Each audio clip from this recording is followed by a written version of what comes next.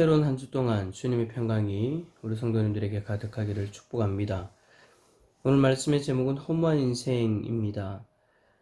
예수님께서는 부활 이후에 제자들과 두 번의 만남을 가지셨고 오늘 본문에서 세 번째 만남을 가지시게 됩니다. 그런데 그 만남의 장소가 디베레아 호수, 즉 갈릴리 호수이죠. 디베레아는 갈릴리 지방의 행정 도시입니다.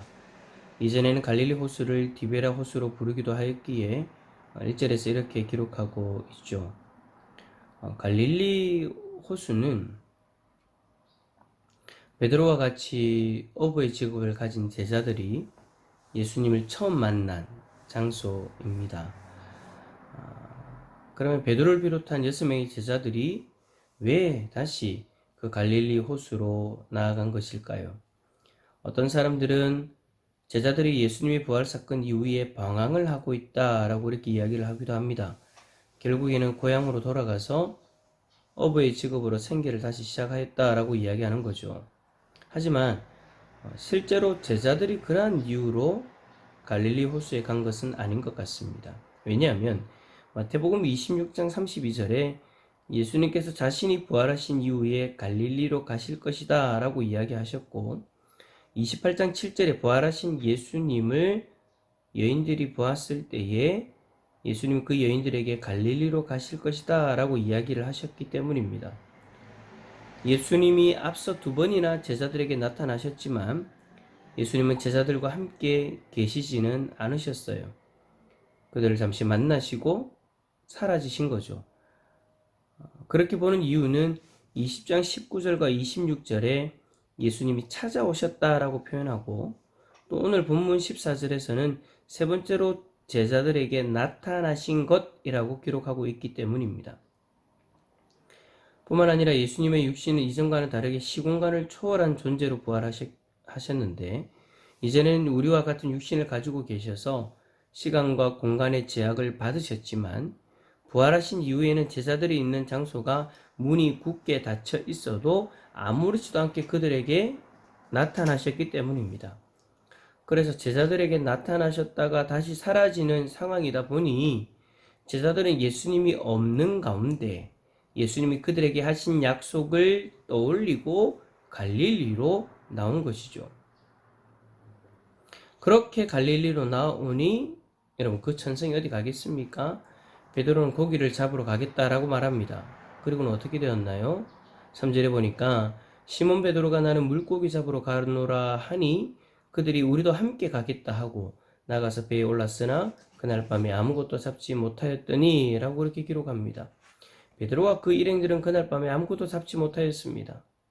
저는 성경을 보면서 베드로를 비롯한 제자들이 정말 갈릴리 호수의 어부 출신 맞는가라는 그런 궁금증이 생겼습니다.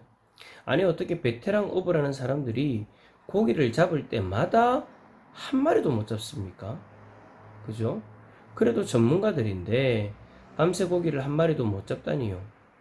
제가 참고하는 책에 보니까 이들이 고기를 한 마리도 못 잡은 것이 기적이다라고까지 이야기합니다.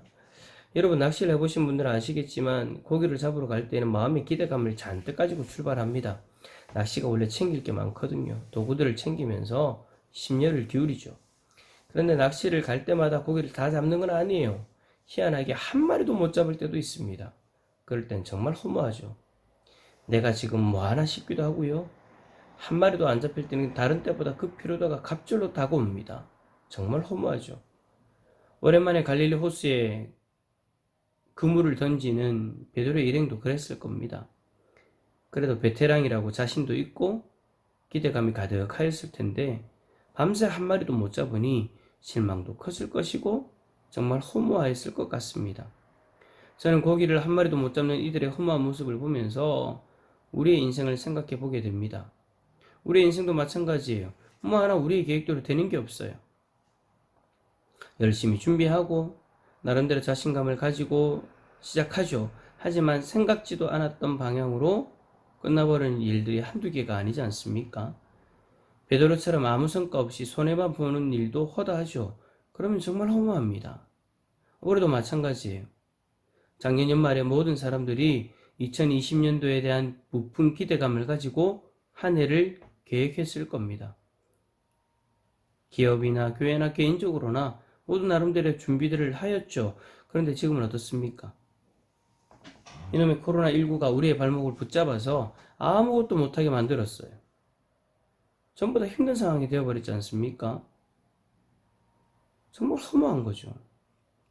이번 일로 인하여서 다시 한번 깨닫게 되는 것은 우리의 인생이 우리의 계획대로 되는 것이 아니다라는 겁니다. 저는 한 살 한 살 먹으면서 이 사실을 더 절실하게 깨닫게 되는 것 같습니다. 우리의 인생 참 너무 허무해요.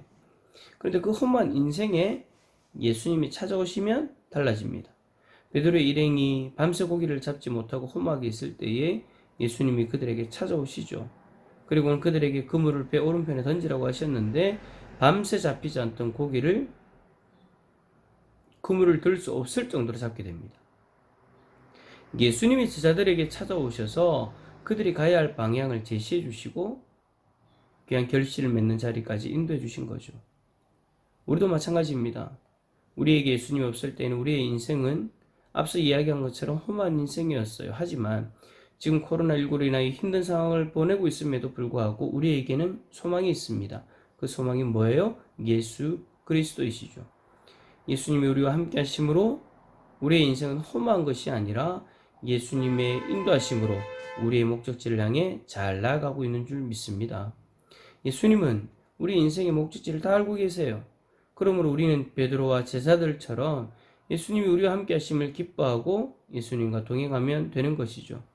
베드로는 예수님이 찾아오시자 배와 고기를 다 버려두고 바다로 뛰어듭니다. 모든 것을 내려놓고 자신의 인생을 주님에게 다 맡겨버린 것이죠. 사랑하는 성도 여러분, 우리에게는 예수님 한 분만 계시면 됩니다. 그 예수님 뭐라고 하셨습니까? 수고하고 무거운 짐진 자들아 다 내게로 오라. 그러면 험한 인생의 모든 짐을 주님 앞에 다 내려놓고 베드로처럼 우리의 인생을 맡겨버리면 되는 겁니다. 오늘 새벽 이 기도의 자리에서 예수님만 바라볼 때에 허무한 인생을 의미 있는 인생으로 바꿔주시는 예수님을 경험할 수 있기를 예수 그리스도 이름으로 축원합니다.